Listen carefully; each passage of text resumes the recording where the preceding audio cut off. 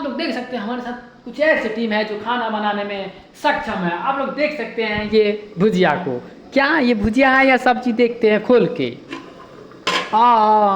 ये बहन चो तो जला दिया यार, क्या करे, इसको समझ में नहीं आता। तो ये रंडवा को निकाले और ये ऐसे करे, ये ऐसे रखे, और ये देखो ये मेरा सब्जी बन रहा है, आप लोग देख सकते हैं। ये हॉस्टल की ऐसी ज़िंदगी कौन जिएगा यार, कुछ समझ में नहीं आ रहा गैस।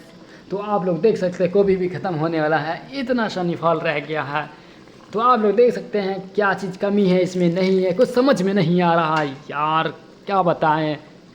हॉस्टल की ज़िंदगी यार, क्या बताएं यार, नफरत को यार, मोहब्बत यार, कुछ समझ में नहीं आता यार।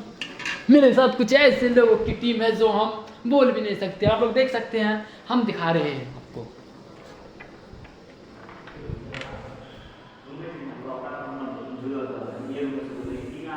नहीं है कोई, कोई नहीं है।